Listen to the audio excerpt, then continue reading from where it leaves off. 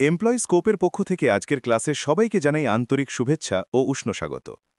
প্রথমেই জানাই, employee scope হল যে কোনো গভর্নমেন্ট এক্সামের প্রস্তুতির জন্য একটি সম্পূর্ণ নির্ভরযোগ্য ও আধুনিক প্ল্যাটফর্ম। তাই আর অপেক্ষা নয়, আজই এমপ্লয়ি স্কোপ অ্যাপ ডাউনলোড করুন এবং আপনার স্বপ্নের গভর্নমেন্ট জবের পথে এগিয়ে যান। তাহলে আর দেরি না করে শুরু করি আজকের আকর্ষণীয় টপিক।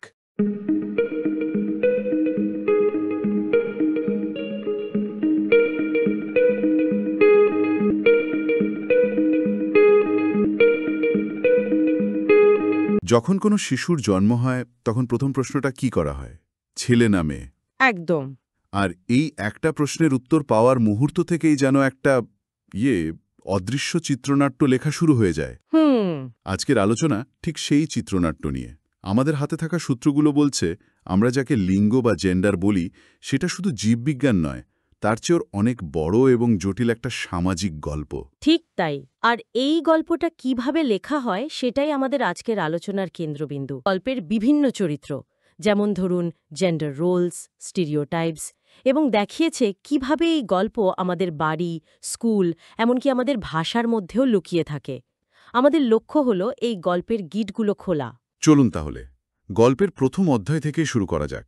সবচেয়ে মৌলিক যে প্রশ্নটা সূত্রগুলোতে বারবার এসছে, সেক্স আর জেন্ডার, এই দুটো কি একই জিনিস? খুব গুরুত্বপূর্ণ প্রশ্ন। আচ্ছা, সেক্স হলো আমাদের জৈবিক পরিচয়, মানে ক্রোমোজোম, শারীরিক গঠন, এইসব মিলিয়ে ডাক্তাররা জন্মের সময় যা নির্ধারণ করেন। রাইট। যেমন XX ক্রোমোজোম থাকলে নারী আর XY থাকলে পুরুষ। হ্যাঁ, এটা হলো জীববিজ্ঞানের কথা। আপনি খুব সুন্দরভাবে জৈবিক দিকটা তুলে ধরেছেন। আর মজার ব্যাপার হলো, সমাজ এই জৈবিক পার্থক্যের ওপর ভিত্তি করে এমন সব নিয়মকানুন, প্রত্যাশা আর ভূমিকার বিশাল এক কাঠামো তৈরি করে, আচ্ছা, যার সাথে জীববিজ্ঞানের প্রায় কোনো সম্পর্কই নেই। আর এই সামাজিক কাঠামোটাকেই বলা হচ্ছে জেন্ডার। এটা আমরা জন্মসূত্রে পাই না, এটা আমরা শিখি। ও আচ্ছা। এই প্রসঙ্গে ফরাসি লেখিকা সিমোন দ্য বোভোয়ার এর একটা বিখ্যাত উক্তি আমাদের সূত্রগুলোতেও এসেছে। হ্যাঁ, দেখেছি। কেউ নারী হয়ে জন্মায় না, বরং ধীরে ধীরে নারীতে পরিণত হয়। বাহ, লাইনটা তো দারুণ। কিন্তু এখানে আমার একটা প্রশ্ন আছে। অনেকেই তো বলেন যে পুরুষ এবং নারীর মধ্যে কিছু আচরণ বা প্রবণতা, জন্মগত, এই সূত্রগুলো কি এই জৈবিক দিকটাকে পুরোপুরি অস্বীকার করছে, নাকি সামাজিক প্রভাবকেই বেশি গুরুত্ব দিচ্ছে? খুব ভালো প্রশ্ন। দেখুন, সূত্রগুলো জীবনবিজ্ঞানকে অস্বীকার করছে না।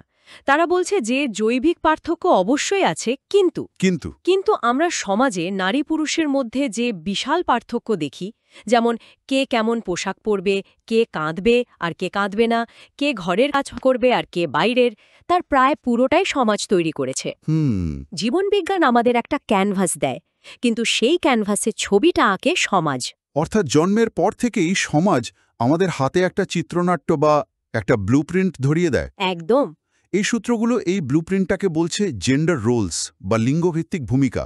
যেমন একটা চিরাচরিত ধারণা হলো মেয়েরা হবে শান্ত, যত্নশীল এবং তারা ঘরের কাজ করবে, আর ছেলেরা হবে শক্তিশালী, সাহসী এবং তারা রোজগার করবে। ঠিক। আর এর পরের ধাপটা আরও ইন্টারেস্টিং, যাকে বলা হচ্ছে gender role typing. Gender role typing, সেটা কি? এটা হলো ওই ব্লুপ্রিন্টটাকে আমাদের নিজেদের জীবনের অংশ করে নেবার প্রক্রিয়া। এই প্রক্রিয়াটা শুরু হয় একেবারে শৈশব থেকে, প্রায় অজান্তেই। কিভাবে? একটা শিশু দেখে তার মা রান্না করছে আর বাবা অফিস যাচ্ছে। সে টিভিতে বিজ্ঞাপনে দেখে ডিটারজেন্টের বিজ্ঞাপনে শুধু নারীরাই থাকছেন। এই পরিবার, মিডিয়া, প্রতিবেশী, স্কুল, এরাই হলো এই ব্লুপ্রিন্টটা আমাদের হাতে তুলে দেওয়ার মূল কারিগর। তার মানে আমরা হয়তো ভাবছি শিশুকে একটা সাধারণ খেলনা কিনে দিচ্ছি, কিন্তু আসলে অজান্তেই তার ভবিষ্যতের ভূমিকাটা নির্ধারণ করে দিচ্ছি। ঠিক তাই। একটা ভিডিওতে দেখলাম একটা বাচ্চা মেয়েকে পুতুল দেওয়া হচ্ছে যাতে সে যত্ন নিতে শেখে, আর ছেলেটাকে দেওয়া হচ্ছে গাড়ি বা বন্দুক যাতে সে গতি আর ক্ষমতার দিকে ঝোঁকে। এটা ভাবলে একটু অবাক হতে হয়, তাই না? আমরা আসলে শুধু খেলনা দিচ্ছি না, আমরা তাকে ভবিষ্যতের জন্য প্রশিক্ষণ দিচ্ছি। একদম। এই ছোট ছোট বিষয়গুলোই জমতে জমতে একটা বড় ধারণা তৈরি করে। কিন্তু সমস্যাটা হলো এই ব্লুপ্রিন্ট সবার জন্য সমান সুযোগ তৈরি করে না। আর এখানে সূত্রগুলোর একটা খুব শক্তিশালী ধারণা সামনে আসছে, সমতা বা ইকুয়ালিটি বনাম ন্যায্যতা বা ইকুইটি। হ্যাঁ, এই অংশটা আমার কাছে একটা আহা মুহূর্ত ছিল। আমরা তো সবসময় সবার জন্য সমান অধিকারের কথা বলি, কিন্তু সূত্রগুলো বলছে শুধু সমান হওয়াই যথেষ্ট নয়, ন্যায্য হওয়াটা বেশি জরুরি। ঠিক, বিষয়টা বোঝানোর জন্য একটা চমৎকার উদাহরণ ব্যবহার করা হয়েছে। ভাবুন, একটা নিচু দেওয়ালের ওপারে খুব মজার একটা খেলা হচ্ছে।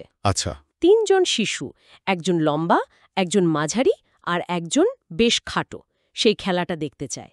সমতা বা ইকুয়ালিটির ধারণা অনুযায়ী আমরা ৩ জনকে একই আকারের ৩টে টুল দিলাম। তাতে যা হওয়ার তাই হলো, লম্বা শিশুটা টুল পেয়ে আরও ভালোভাবে দেখতে পেল, মাঝারিজন হয়তো কোনো মতে উকিঝুঁকি মারতে পারল। কিন্তু যে সবচেয়ে খাটো, তার কাছে ওই টুলটা কোনো কাজেই এলো না, সে কিছুই দেখতে পেল না। সবার জন্য নিয়ম এক ছিল, কিন্তু ফলটা সমান হলো না। ঠিক তাই। এবার ভাবুন ন্যায্যতা বা ইকুইটির কথা। এখানে আমরা প্রত্যেককে তার প্রয়োজন অনুযায়ী টুল দিলাম। ও, যে সবচেয়ে খাটো তাকে দিলাম সবচেয়ে উঁচু টুলটা, মাঝারি জনকে দিলাম একটা মাঝারি আকারের টুল, আর যে সবচেয়ে লম্বা তার হয়তো কোনো টুলেরই দরকার হলো না, সে এমনিতেই দেখতে পাচ্ছে। আর ফলাফল? ফলাফল, ৩ জনই এখন খেলাটা উপভোগ করতে পারছে। এটাই ন্যায্যতা, ফলাফলটাকে ন্যায্য করার জন্য প্রয়োজন অনুযায়ী ব্যবস্থা নেওয়া। কিন্তু প্রশ্নটা হলো, আমাদের সমাজে এই টুলগুলো শুরুতেই আলাদা কেন? কেন কিছু মানুষ অন্যদের চেয়ে বেশি সুবিধাজনক অবস্থানে থাকে? মানে দেওয়ালের উচ্চতাটাই বা সবার জন্য একরকম নয় কেন? চমৎকার প্রশ্ন। আর এখানেই আমরা গল্পের গভীরে ঢুকছি। এর পেছনে কাজ করে আমাদের মনে গেঁথে থাকা কিছু পুরনো ধারণা, যেগুলোকে আমরা বলি স্টিরিওটাইপ বা গতানুগতিকতা। স্টেরিওটাইপ? হ্যাঁ, এগুলো হলো কোনো একটা গোষ্ঠীর সব মানুষ সম্পর্কে সরলীকরণ করা, ছাঁচে ফেলা ধারণা। যেমন, মেয়েরা অঙ্ক পারে না, ছেলেরা অনুভূতি প্রকাশ করে না। বা নারীরা ভালো চালক নয়? একদম। আর যখন আমরা এই ধারণাগুলোর উপর ভিত্তি করে কাজ করি, তখনই সেটা পক্ষপাত বা বায়াসে পরিণত হয়, তাই তো? ঠিক। মানে স্টিরিওটাইপ হলো চিন্তাটা আর বায়াস হলো কাজটা। একদম। যেমন, একটা ল্যাব ক্লাসে শিক্ষক যদি মেয়েদের বলেন তোমরা যন্ত্রপাতিগুলো পরিষ্কার করো, আর ছেলেদের বলেন তোমরা পরীক্ষাটা চালাও, তখন তিনি একটা স্টেরিওটাইপের, মানে মেয়েরা গোছানোর কাজ ভালো পারে, এই ধারণার ওপর। ঠিক এই ধারণার উপর ভিত্তি করে পক্ষপাতমূলক আচরণ করছেন। তিনি হয়তো ভালো উদ্দেশ্যে এটা করছেন, কিন্তু অজান্তেই তিনি একটা বার্তা দিয়ে দিচ্ছেন যে কার কি কাজ। আমি তো অবাক হয়েছি এটা দেখে যে এই পক্ষপাত কতটা সূক্ষ্মভাবে আমাদের সিস্টেমের মধ্যে ঢুকে আছে। একটা উদাহরণ ছিল গণিতের প্রশ্ন নিয়ে। ও হ্যাঁ, ৮ জন পুরুষ একটি কাজ ২০ দিনে করতে পারলে ৮ জন মহিলার সেই কাজ করতে ৩২ দিন সময় লাগে। আমরা তো ছোটবেলায় এমন অঙ্ক কতই না করেছি, কিন্তু কখনো এভাবে ভাবিনি যে এই ধরনের প্রশ্ন সাটলি এই ধারণাটাকে প্রতিষ্ঠা করছে যে নারীরা কম সক্ষম। এটা তো বেশ ভয়ঙ্কর একটা ব্যাপার। ভয়ঙ্কর এবং খুব গভীর। এই কারণেই ভাষা নিয়েও সচেতন হওয়ার কথা বলা হয়েছে।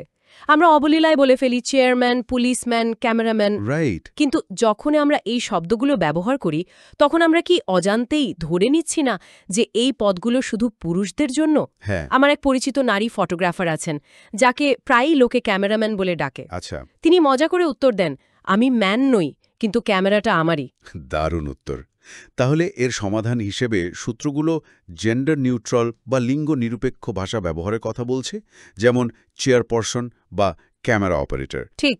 ভাবনাটা হলো ভাষা বদলালে হয়তো আমাদের চিন্তাও একটু একটু করে বদলাবে। ঠিক, কারণ ভাষা আমাদের বাস্তবতাকে তৈরি করে। আচ্ছা, সূত্রগুলোতে আরও দুটো ধারণা নিয়ে কথা বলা হয়েছে, যা বেশ গুরুত্বপূর্ণ। একটা হলো জেন্ডার আইডেন্টিটি বা লিঙ্গ পরিচয়। হ্যাঁ, এই জায়গাটা আমার একটু বুঝতে সময় লেগেছে। আমরা তো এতক্ষণ জেন্ডার রোলস বা সমাজ আমাদের উপর কি চাপিয়ে দিচ্ছে তা নিয়ে কথা বলছিলাম। তাহলে জেন্ডার আইডেন্টিটি কিভাবে আলাদা? জেন্ডার আইডেন্টিটি হলো একজন মানুষের নিজের লিঙ্গ সম্পর্কে তার গভীরতম ব্যক্তিগত অনুভূতি। এটা পুরোপুরি ভেতরের একটা ব্যাপার। ভেতরের ব্যাপার। হ্যাঁ, একজন মানুষ নিজেকে পুরুষ, নারী উভয়েই বা কোনোটিই নয় এমনটা অনুভব করতে পারেন। এই অনুভূতিটা তার জন্মকালীন জৈবিক লিঙ্গের সাথে মিলতে পারে, আবার নাও পারে। আচ্ছা। এটা সমাজ কি বলছে তার উপর নির্ভর করে না। এটা হলো আমি নিজে কি অনুভব করি। ও আচ্ছা, তার মানে জেন্ডার রোল হলো বাইরের চাপ আর জেন্ডার আইডেন্টিটি হলো ভেতরের অনুভূতি। একদম। আর শিশুরা একটা নির্দিষ্ট বয়সের পর বুঝতে শুরু করে যে তাদের লিঙ্গ একটা স্থায়ী পরিচয়। এটা জামাকাপড় বা চুলের স্টাইলের মতো চাইলেই বদলে ফেলা যায় না। হ্যাঁ, মোটামুটি 2 থেকে 7 বছর বয়সের মধ্যে এই ধারণাটা তৈরি হয়।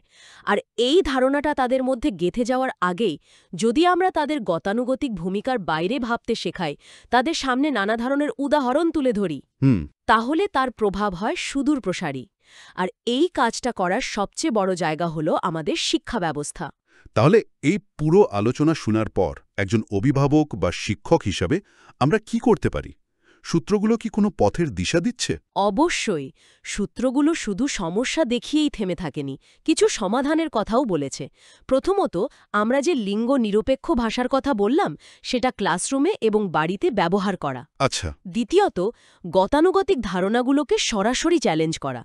কোনো শিশু যদি বলে, ছেলেরা তো কাঁদে না, তাকে প্রশ্ন করা, কেন এমন মনে হলো তোমার? কষ্ট পেলে তো যে কেউ কাঁদতে পারে। পাঠ্য বইয়ের কথাও তো এসেছে। আমাদের ইতিহাসের বইগুলো তো রাজা বাদশাহ সেনাপতিদের গল্পে ভরা। ঠিক। সেখানে নারীদের অবদান কোথায়? বা বিজ্ঞানের আবিষ্কারের ক্ষেত্রেও একই অবস্থা। পাঠ্যক্রম সংস্কার করে যদি ইতিহাসের পাতায় নারী শাসক বা বিজ্ঞানীদের গল্প সমানভাবে আনা যায়, তাহলে শিশুদের দেখার জগৎটাই তো বদলে যাবে। একদম। আর সবকিছুর উপরে ন্যায্যতার ধারণাটাকে গুরুত্ব দেওয়া। ক্লাসের সবাইকে একই চোখে দেখা মানে সবাইকে একই রকম কাজ দেওয়া নয়, বরং কার কোথায় সাহায্য দরকার সেটা বুঝে তাকে সেই সাহায্যটুকু করা। যে মেয়েটি খেলাধুলায় ভালো, তাকে আরও উৎসাহ দেওয়া। যে ছেলেটি আঁকতে ভালোবাসে, তার প্রতিভাকে স্বীকৃতি দেওয়া। প্রত্যেক শিশুকে তার লিঙ্গের ছাঁচে না ফেলে তার নিজস্ব সম্ভাবনা অনুযায়ী বড় হতে সাহায্য করা। তাহলে সব মিলিয়ে আমরা কি বুঝলাম? এই আলোচনা আমাদের একটা যাত্রায় নিয়ে গেল। জন্মের মুহূর্তে নির্ধারিত হওয়া জৈবিক সেক্স থেকে শুরু করে সমাজের তৈরি করা জেন্ডারের বিশাল জগতে। এটা পরিষ্কার যে পুতুলের বাক্স বা গণিতের প্রশ্ন, এসব ছোট ছোট জিনিসগুলো আসলে একটা বড় গল্পের অংশ, যার প্রভাব আমাদের জীবন জুড়ে থাকে। যদি পুরো আলোচনাটাকে একটা বড় ছবির মধ্যে দেখি, তাহলে মূল বার্তাটা হলো আমরা নারী পুরুষের মধ্যে যে পার্থক্যগুলো দেখি এবং সেগুলোকে স্বাভাবিক বলে ধরে নিই, তার বেশিরভাগই আসলে সমাজ তৈরি করেছে। আর সবচেয়ে বড় উপলব্ধি হল ন্যায্যতার ধরনাটি। প্রকৃত পরিবর্তন হয়তো সবাইকে এক সারিতে দাঁড় করানোর মধ্যে নেই, বরং সবার জন্য ফিনিশ লাইন পর্যন্ত পৌঁছানোর পথটা মসৃণ করে দেওয়ার মধ্যেই আছে। যে সমাজ কিভাবে এই লিঙ্গভিত্তিক ভূমিকাগুলো তৈরি করে, প্রায় ইটের মতো একটা একটা করে গেথে। তাহলে শ্রোতাদের জন্য একটা প্রশ্ন রেখে যাই। হ্যাঁ, অবশ্যই। যদি এই পুরো কাঠামোটা আমাদেরই হাতে তৈরি হয়, তাহলে সেটাকে নতুন করে গড়ার বা ভেঙে ফেলার ক্ষমতাও কি আমাদের হাতেই নেই? আর সেই সূত্র ধরেই শেষ প্রশ্নটা আসে, এমন একটা পৃথিবীর কথা কি আমরা ভাবতে পারি যেখানে আমাদের পরিচয় বা ভূমিকাগুলো লিঙ্গ দ্বারা নির্ধারিত হবে না, যেখানে প্রত্যেকে তাদের নিজস্ব প্রতিভা, ইচ্ছে আর আগ্রহের ভিত্তিতে নিজেদের গল্পটা নিজেরাই লিখতে পারবে? সেই পৃথিবীটা দেখতে কেমন হবে?